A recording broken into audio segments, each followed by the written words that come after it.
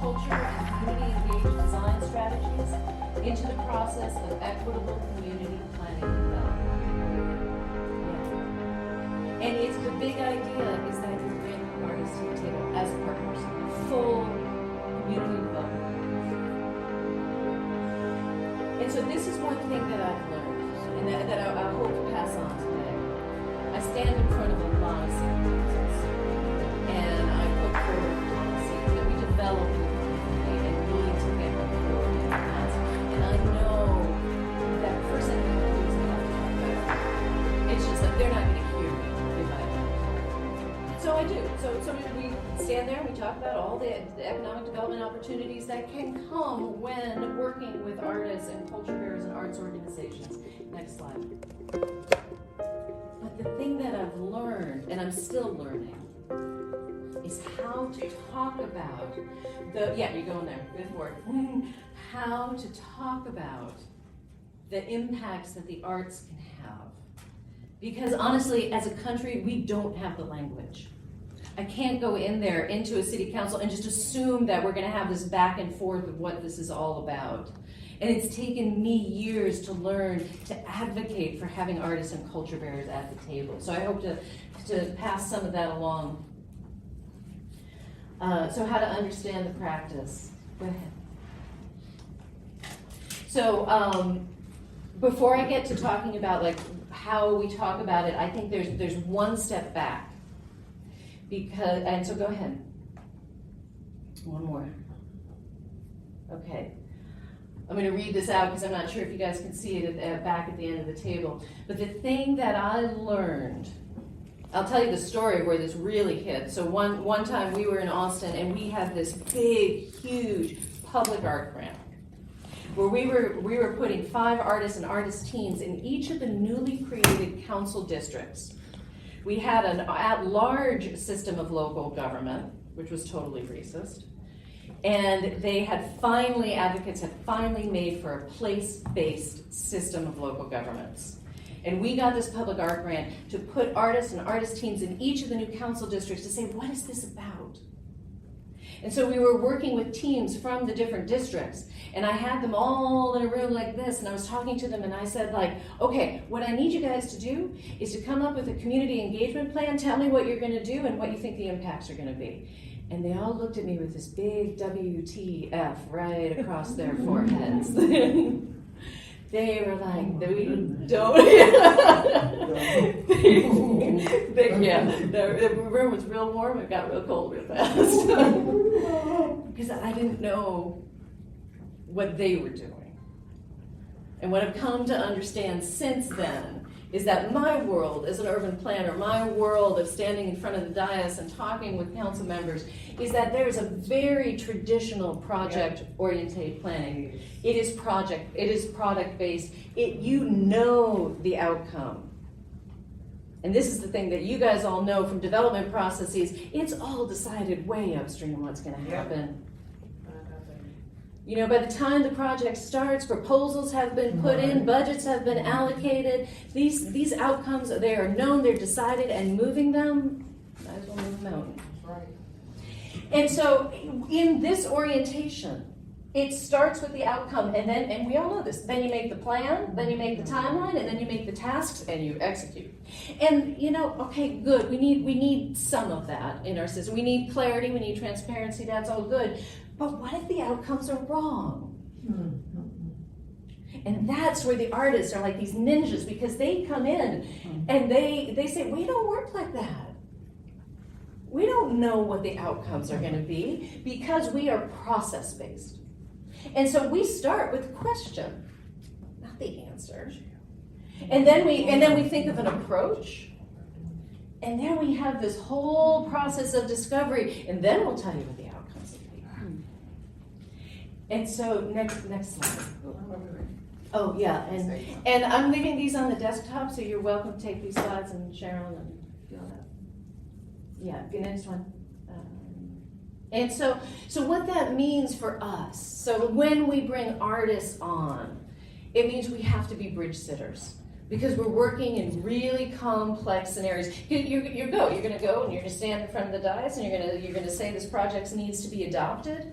It means you need to speak both languages. And so and this is where I think the arts are so powerful, because you want to move needles, but in a public forum, you can't move needles if you're just doing it in facts. You gotta hit the heart, you gotta hit the gut. And again, as an urban planner, I don't have those tools. So, okay, next one. So, perspectives. Now, I'll just go through this quickly, but just what I was just saying, this is always, when I present this and I present it to people in local government, it's eye-opening. I don't think it'll be eye-opening to you guys at all. We have community development sector, community members, and the arts. And the way that I just put it as a simple, and actually go to the next one, a simple diagram. When you're in the development world, you're in a product-based orientation. Yes. When you're in the arts world, you're in a process-based orientation. When you work with community, we're full human beings. We come with both inside of us. So if we don't have the ability to access that in our process, how is our product going to reflect ourselves? And the way that, so if you're advocating, this is a little story, just like tuck it in your pocket, because this is what I use when I'm advocating for these projects. I was talking with a banker once. So I work a lot with affordable housing developers and advocating for them to bring artists in as partners in their process. And in this one conversation, there was a banker, because they do a lot of financing, got to figure out the tax credits. And we were talking about art, and he said, you know what? If a developer comes to me and shows me, two developers come to me and show me pro formas, and they're both equally good projects.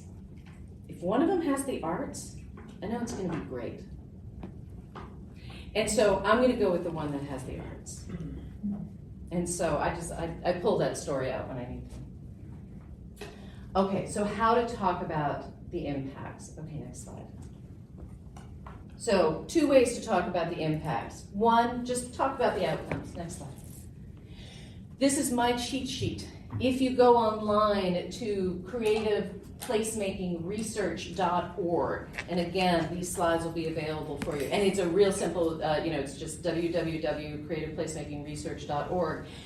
This was created by an organization called Art Place America.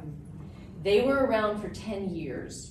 When the NEA did their Our Town program, there were some people on the inside who said, you know what, we can't fund bricks and mortar. We don't have the philanthropic community along with us. We have to bring them on board. And so some people went off and they started Art Place America as a 10-year project, bringing Kresge, Ford, Surdna, Rockefeller to all do creative placemaking. But they kept to their word. And they closed in 10 years. But as they went out the door, they threw out this project, if you go to the next slide. And what it does is it says it took all the projects that they funded over 10 years, and they said, let's talk about these outcomes. And what the website does, it allows you to find those projects, find the write-ups of them. And what they said, like when you work with arts and community development, we know it's going to transform spaces.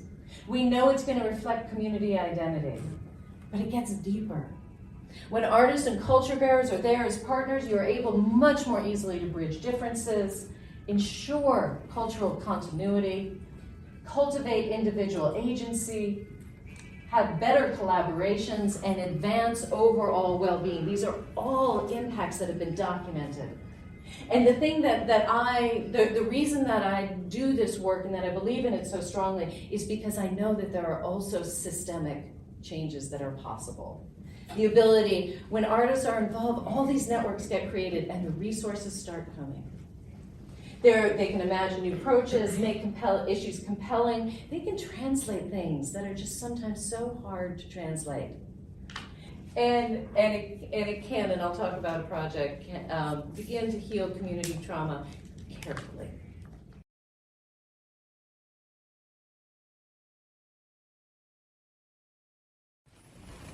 Folks from Maryland probably have heard of Williamsburg, Virginia.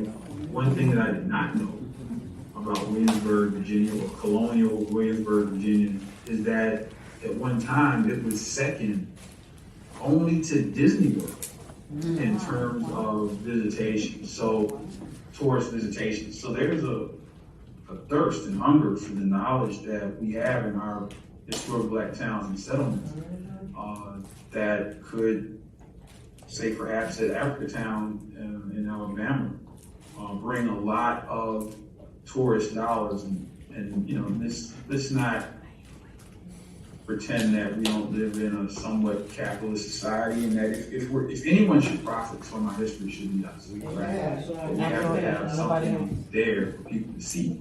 Right. And that's exactly what we're working on in Africatown. A vision, a historical vision from the perspective of African people that can be seen. As a matter of fact, when African flotilla was rediscovered, I was in Africatown. When I go to every time I go to Africatown, there are people that just show up and bring the children. There's not anything we will get. Actually, well, there's some things coming out. I think the Descendants film premieres next week.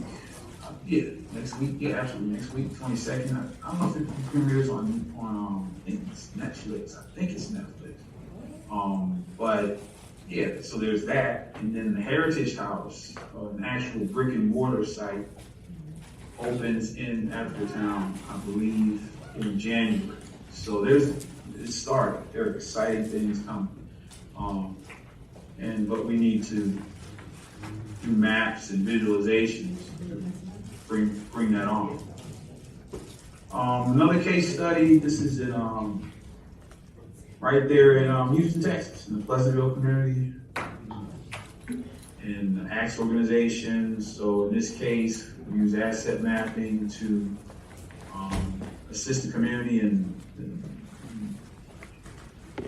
connecting or aligning their air monitors, air quality monitors, with a mapping program called the EJ Screen, the Environmental Justice Screening Tool, that is also free of charge, so that if indeed we're trying to protect our assets, protect the air quality in our communities along with our historical assets, this is just one way to do that.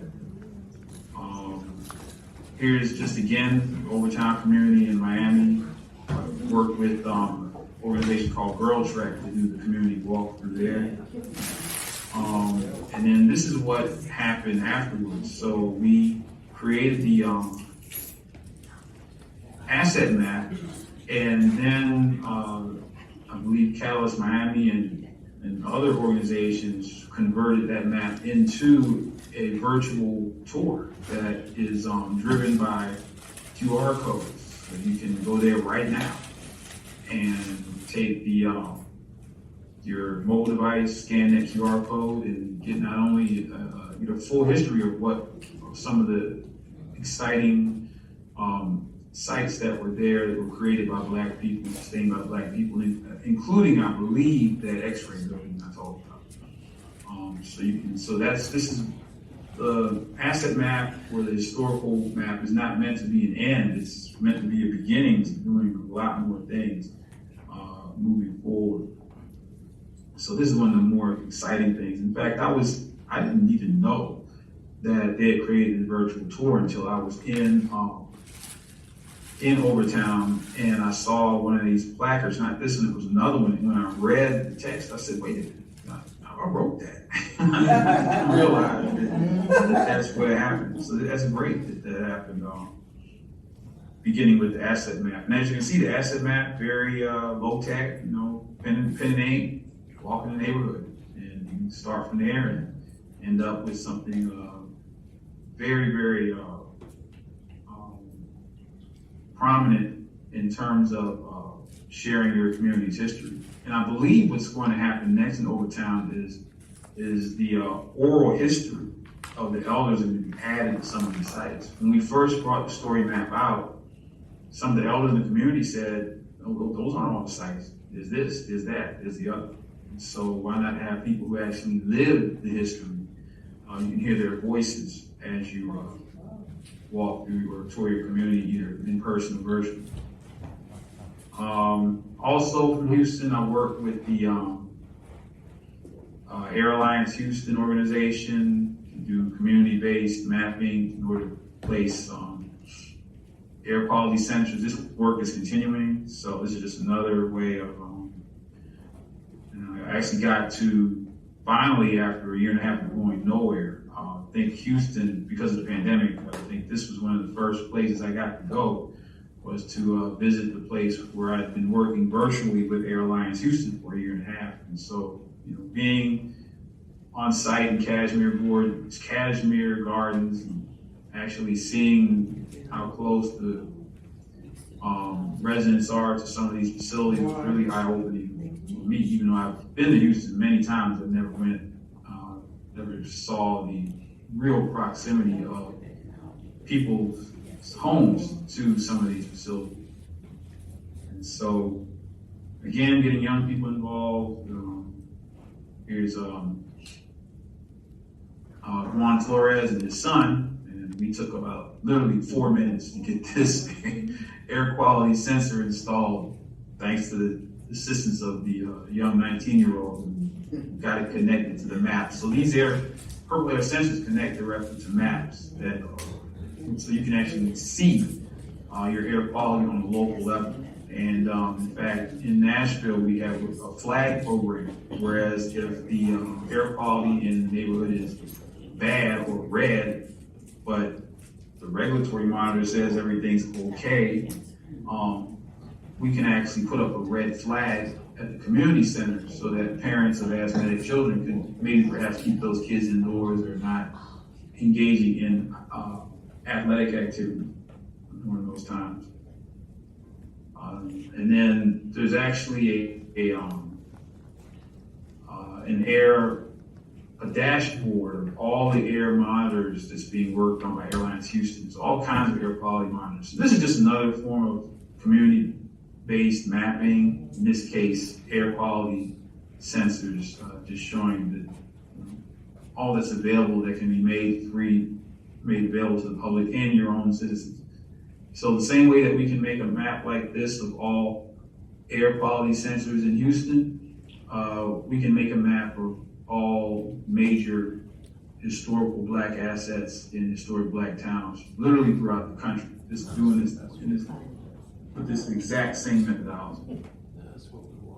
Some acknowledgements, of course, here, and of course, Deep South Center for Environmental Justice, and some others.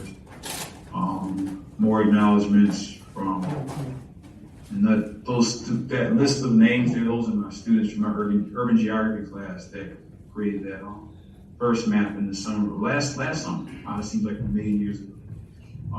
And then Dr. Claire Grove Johnson, who's our drone pilot. And thank you very much for your time and attention. Let's take any questions.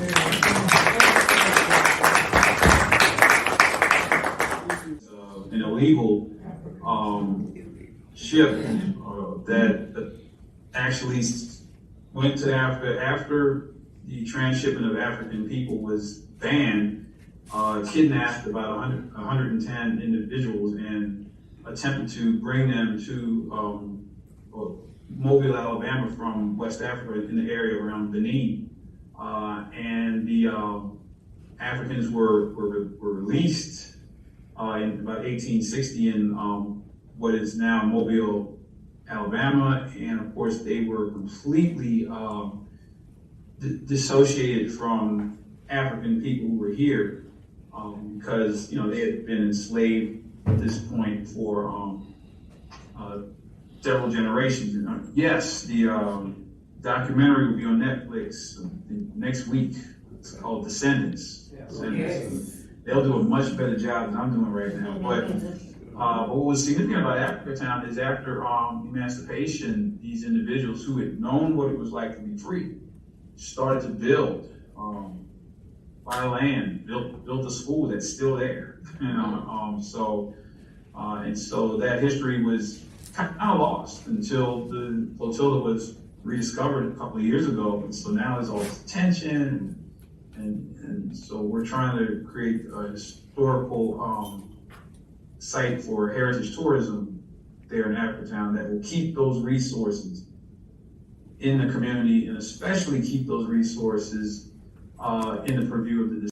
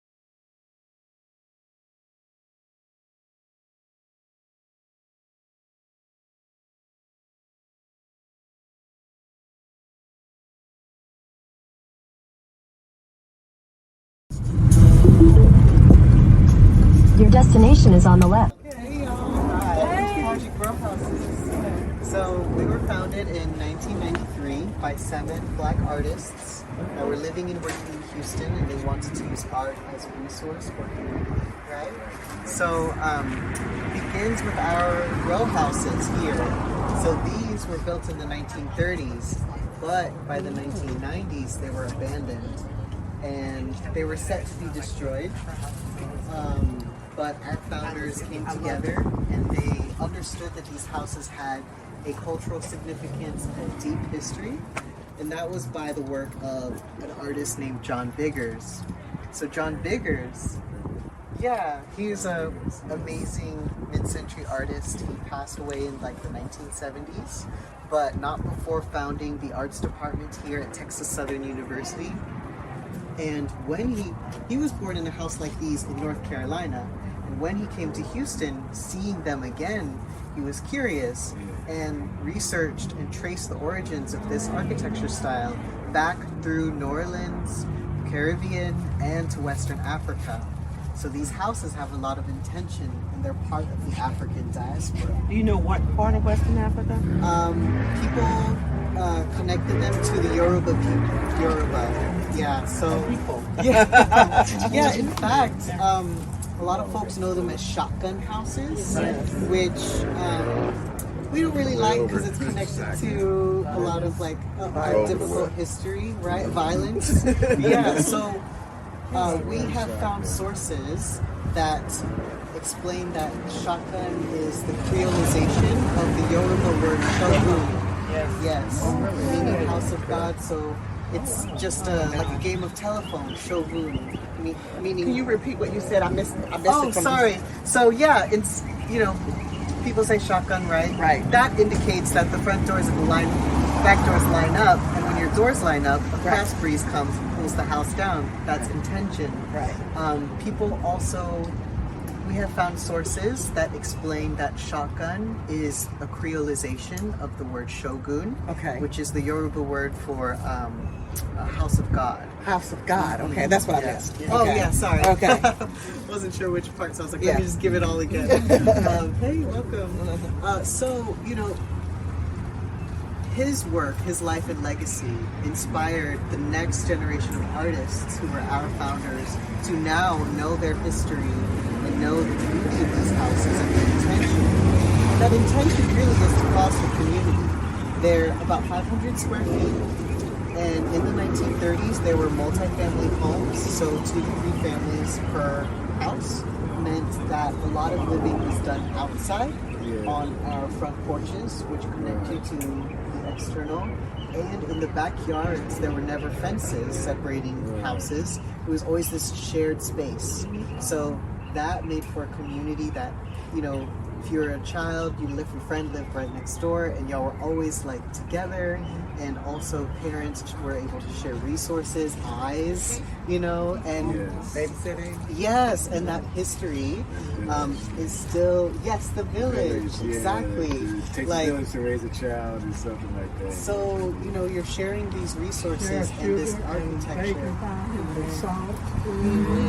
Just putting things together, and that history is still felt witnessed and we've been able to document it in the neighborhood today, you know? So taking that, the beauty of these houses and that history and that intention, and combining it with something called social sculpture.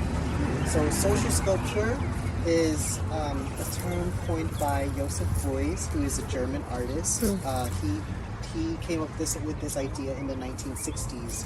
And so social sculpture, we're asking folks to view the people and the places around us, our community members, our brothers, our family, our house, our schools, as one grand work of art. All of it's one big collaborative piece. And we each are artists, and we each have the power to contribute to this grand work of art. So, you know, so with Project Borough Houses, what we're doing is with art that is responsive of community, historic preservation of the history of the people, you know, not only people living here, the culture, the buildings, and direct community action efforts, such as we have income-based housing throughout 3rd Ward, and we serve over about 100 families in that way. We have some small businesses on site, including a radio station, a bakery, 2 bookstores, and a bike tour place, is super fun. And, you know, grocery distributions and, like, you know, small businesses support, and art that is responsive to community.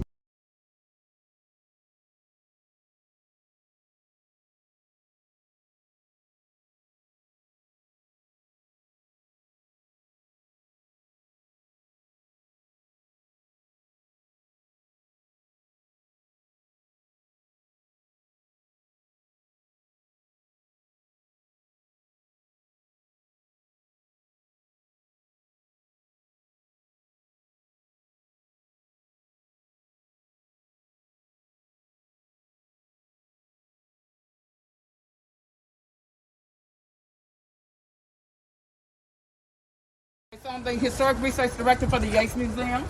This house here, organized in 1996. This house was built in 1912. The museum owns 5 additional properties. The house behind you, the Pullum House, and the house is on the corner. But let me get one thing straight. So Texas did know about Lincoln's 1863 proclamation. Let's get it straight. We're not ignorant. But those slaveholders said, because they were part of the Confederacy and they had their own constitution, they said, "Oh, hell no, we ain't doing that." Excuse me, minister. We ain't doing that. And as a matter of fact, they said, we're not going to emancipate our slaves. So when Granger came down to Galveston, when he met the Union troops, and some black ones, y'all, they came down to enforce the proclamation. These people are free. Well, y'all gonna let them go. So, because I came from a middle school environment, they came down these wagon trails that are highlighted here, you guys, right? They came down these trails. They weren't no horse. They weren't in wagons. They were like this. Y'all know how to do this in June. Upside down. Y'all know how to do this in June and July. Yeah. You know how to do this in June because it's hot right now, right? Right. But here they go. Here they go, walking down these wagon roads and trails, leaving their places of bondage, leaving those plantations, taking a chance on freedom, right? Children in tow. Y'all see that, right? You see the children in there? But most of them came from the Colorado and Brazos River plantations. Right. Walking, sleeping overnight on side of the road, in those dresses with the bugs and whatever else, right? But they came toward freedom, they came toward Houston, and they settled in what is now Allen Parkway Village. You guys smell Allen Parkway Village? Yeah. That's another story, read that. But they settled there on the bayou with mosquitoes, with that smelly, snakes, everything, and prone to flooding. They stayed there until they could find someplace to live, someplace to eat, someplace to sleep, because the Freedmen's Bureau didn't come until the fall of 1865. So can you imagine the chaos? White people seeing these black people come into town like, wait, what's going on? But they were trying to assimilate into that freedom, right? Yeah. So by 1866, there were like 166 structures on this side of West Dallas and the other side. Now, West Dallas used to be the San Felipe Trail. Let me show you how that looked, just to give you a visual. So upside down again. So again, this is where they're coming from. San Felipe Trail. into Houston, into Houston, I'm saying downtown. Freedman Town, current Allen Parkway Village. And they were selling on this side as well. So this was Freedman's Town. Okay? So again, they're trying to assimilate. They're trying to, here. This way. That way. So again, they're trying to assimilate into freedom, and they were not African Americans because the 14th Amendment had not been ratified. They were persons of African descent. Sorry, okay? But again, the odds were against them with Reconstruction, the Jim Crow laws, but you guys made it. This is one example of the Yates House again, built in 1912 by Rutherford, a printer, son of Jack Yates. His beautiful two-story house was here. The family had to move to Sam Houston Park so they could take care of it. I totally get that. But we felt like it would have been a great centerpiece. Okay. Okay, we're going to be walking. Okay, let me get my phone. Okay, so we're walking. The brick street you're walking on, they've been begging for infrastructure. You guys are walking this way, right? They've been begging for infrastructure. So the streets were put down beginning in 1914 and again in 1922. This house you see belonged to Reverend Ned Pullum, born enslaved in Alabama, came to Texas in 1895. Reverend Lady Pullum, Alabama, Williamsburg, Alabama. That's right. Okay, and so at one time there were 19 churches in this 40-block community, right? So Reverend Pullum said, wait a minute, this is some competition. I got to do something else. Reverend Pullum bought a brickyard. The only black man to own a brickyard in Houston and Texas. You know where he put it? Next to the white brickyards. Do you think you know how to run a brickyard? No, he had a white man do it. But this is the only house with brick around it. He owned 2 pharmacies and he had a shoe repair business.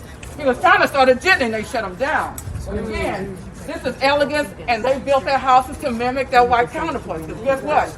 Their ancestors built all the houses. Right. They incorporated African design in these houses. This is a classic architecture, gingerbread trim at the top, the little U-shaped things at the top.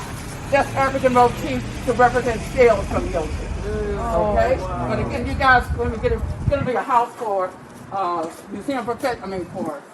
for pharmacy professionals. You guys, it's a beautiful house. Inside a grand foyer. Beautiful, because guess what? A minister got to have a nice home, right? Okay. Again, the trolley ran through here as well. And the city, over the time, picking up the bricks, trying to restore them. And they couldn't put them back. They made them put them back. Well, they can't put them back because once you pull these bricks up, the way they're put down with black hands, you can't put them back. So they're stretched. Huh? They should have tested them. Yeah, it's a major problem. As a matter of fact, they have several bricks they removed from the streets. But again, you know, we're fighting a battle. They still want to pull them up and put down proper infrastructure. You guys, this house belonged to Attorney J. Vance Lewis. I call him the forerunner of Johnny Cochran because he was good looking, he was suave, and he was dramatic in the courtroom. Okay? He had a black prominent architect build this home in 1907. Again, classic architecture, European wallpaper from hand-painted European wallpaper.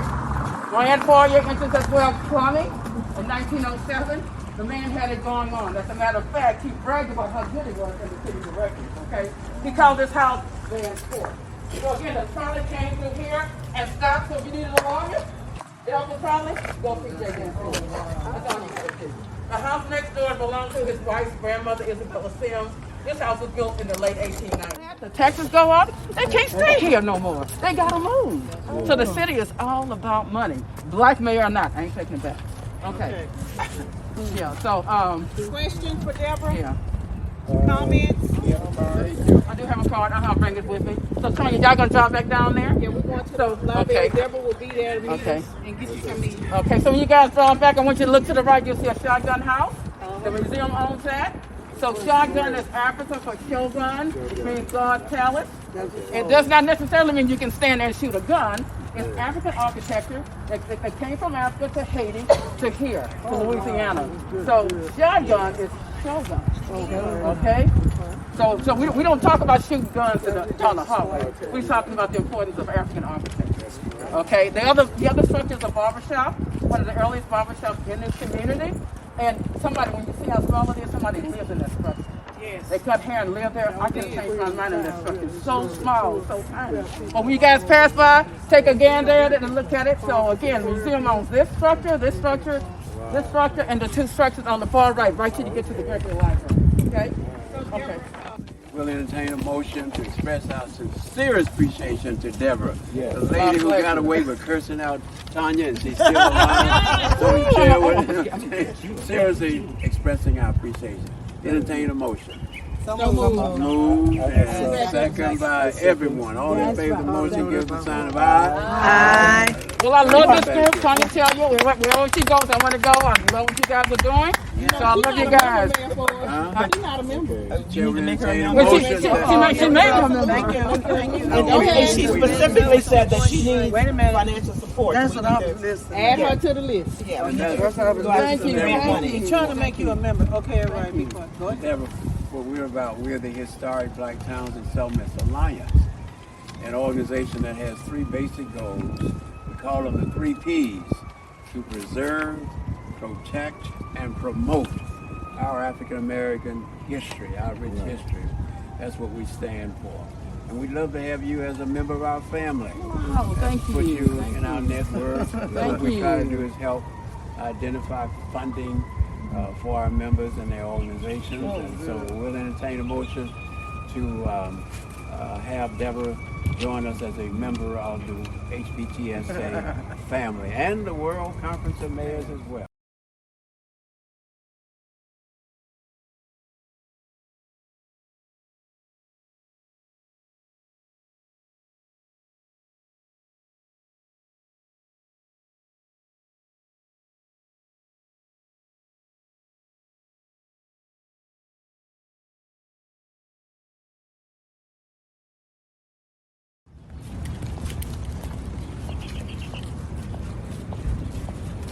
This was the school my mama went to. Here? They break up here.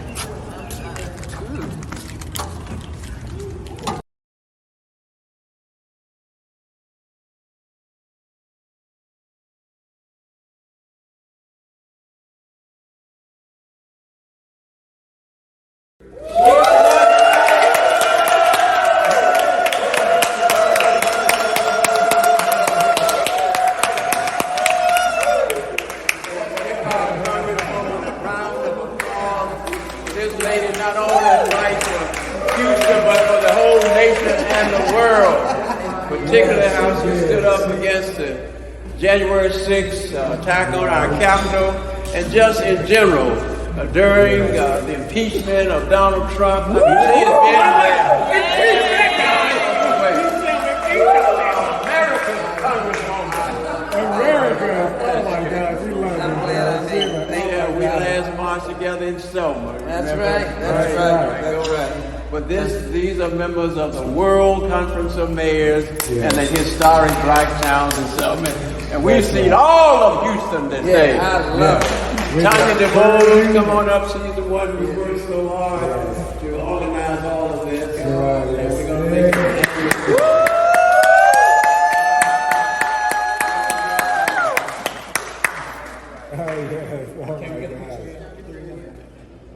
And where is Dr. Michelle Robinson? What's going on, she will swoop in and she'll make it happen, all right? And I don't care what state you're in or where you are. And so I want you to know that she is a national treasure for us. She is a Houston treasure. And I have the honor of being in her district. And she makes sure that we have what we need. And when I talked about the freeway, when I talked about the funding that comes to our communities, she's the reason why these things happen.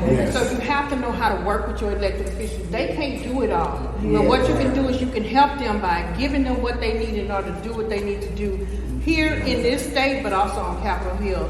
And so without further ado, Sheila Jackson Lee.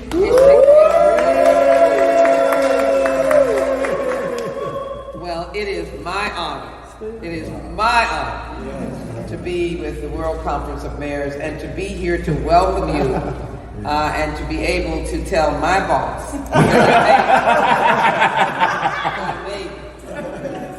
I was listening to the song all the way here. I never would have made it without you. I said, I better make it here today. Let me thank Deborah as well for all of the work that you do dealing with the history of our community. I am so grateful to you. to the mayors that are here, and to my dear, dear friend, Mayor Johnny Ford. He is, I mean, it is, both of us are toddlers when we met. So that I can say it's been decades, so you will not calculate our age. But it has been, of course, he is years older, but I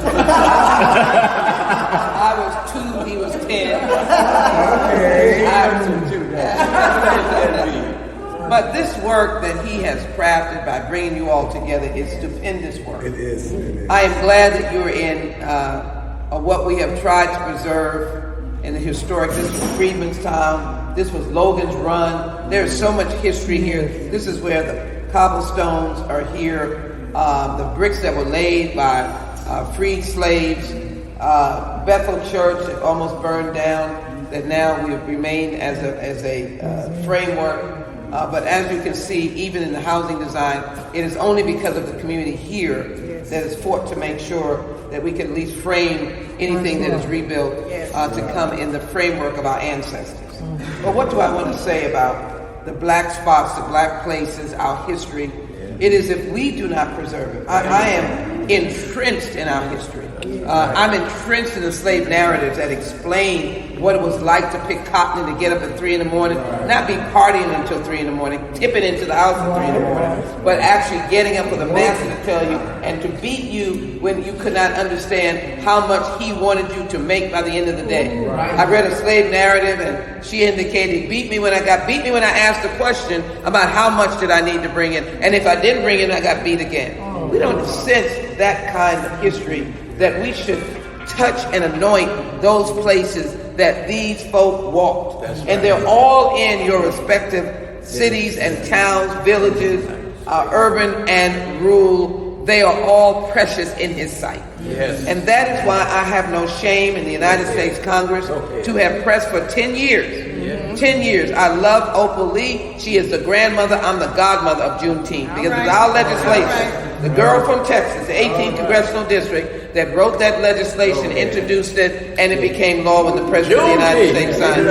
And the idea of Juneteenth, the idea, Mayor Ford, was not to have it narrowly captured in Independence Heights, as Tanya has worked for us to know that history of that great city. And it's a city for me, because it's the first African American city.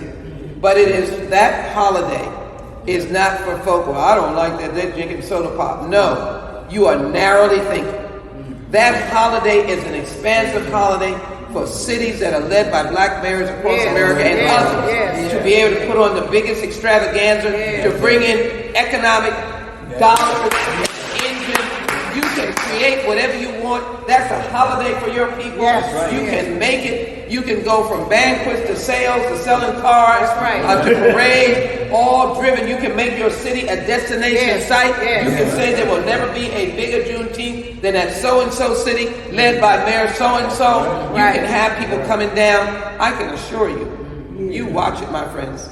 The first year, CNN had an extravaganza in Los Angeles. A big, gigantic concert. You can be assured the advertisers paid and they made money. Don't give short shrift to telling history and honoring Juneteenth. It's a gift to you all. It is about these spots. You can make Juneteenth your historic markers.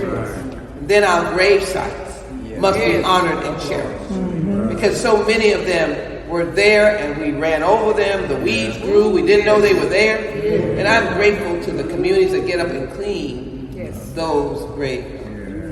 Emancipation Trail, you never heard of. But we are writing the language and fighting to establish an Emancipation Trail, Mayor Ford. My legislation with John Cornyn to go from the place where Captain Granger announced the Freedom Order number 15 in Galveston, all the way up these small towns that you all have come from, to include Freedmanstown, 3rd Ward, and I got that last minute amendment, Independence Heights. Couldn't leave them out. And that is going to be an economic engine. There are tens upon tens of thousands who like to come and research.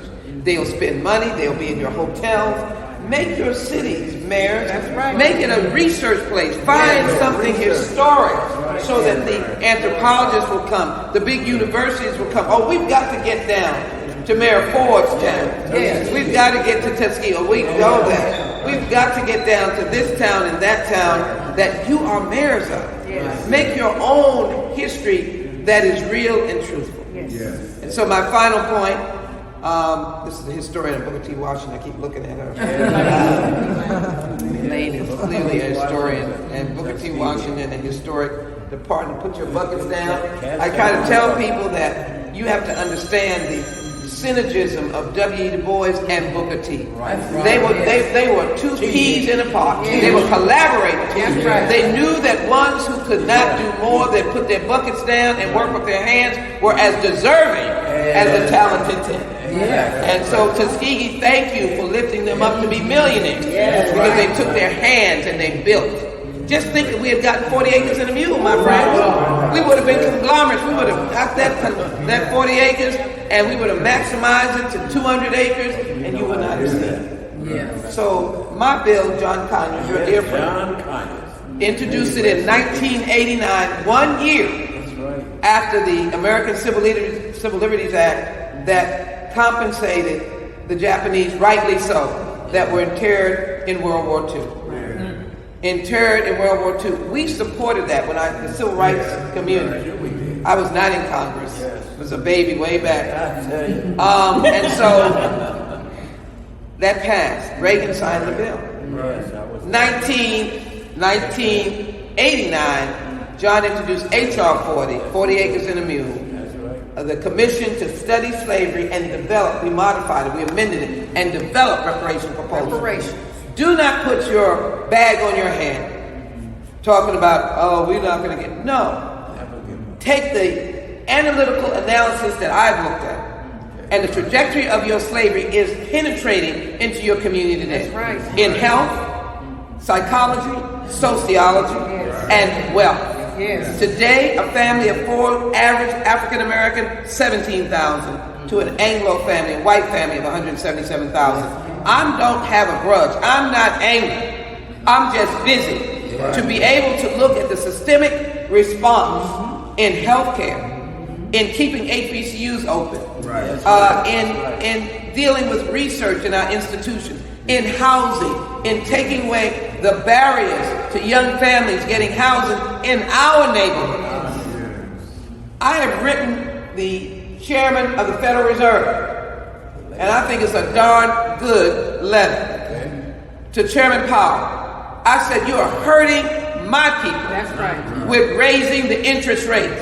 Oh, my savings might get a little bit more, but I can't even get bread, and I can't go get an old rickety car, and I can't go get a house right now because you are raising the interest rates out of panic. When my unemployment is low, let it ride for a minute.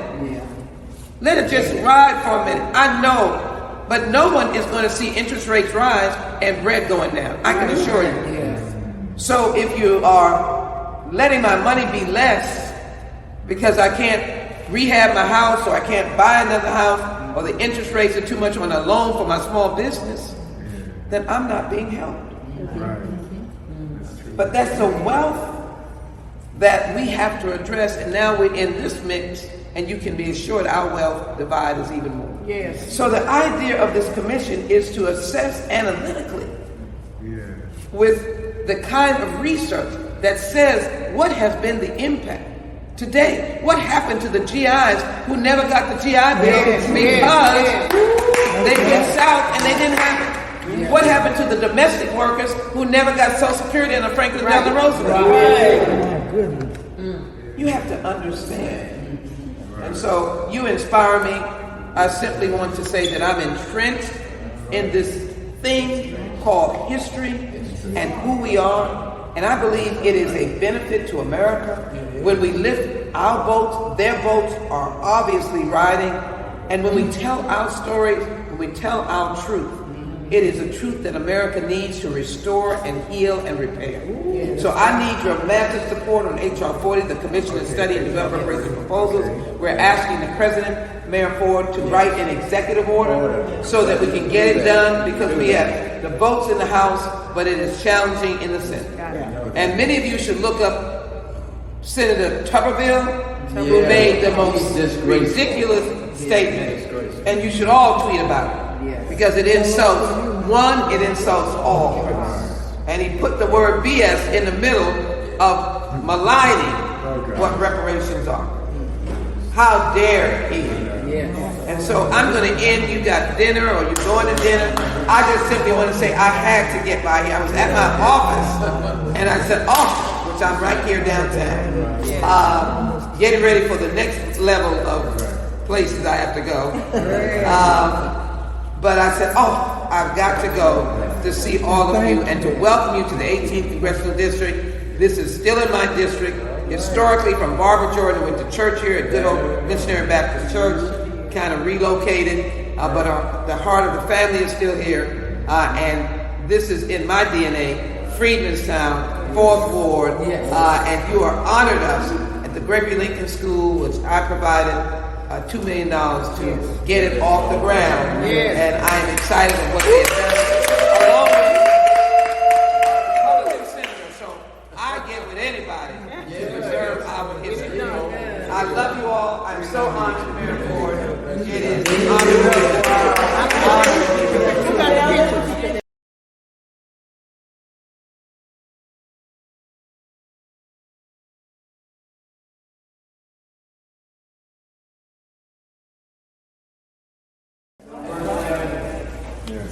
Accomplish our 3 P's. What are they? Preserve, protect, and promote.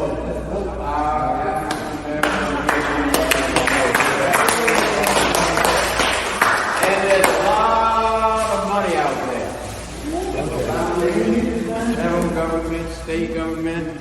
So we need to just have a coordinated strategy to apply for everything we see. I mean, the more we send in, the better our chances are. So let's go for it. President Biden has been very good at making resources available for local communities and nonprofits. Let's take advantage.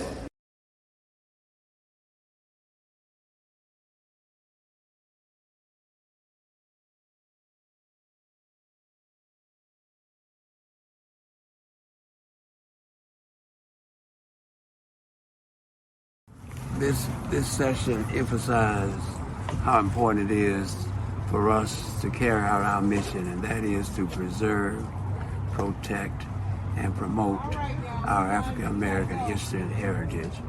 And this whole session, Black Spaces and Places, has been an exciting visit to our historic past.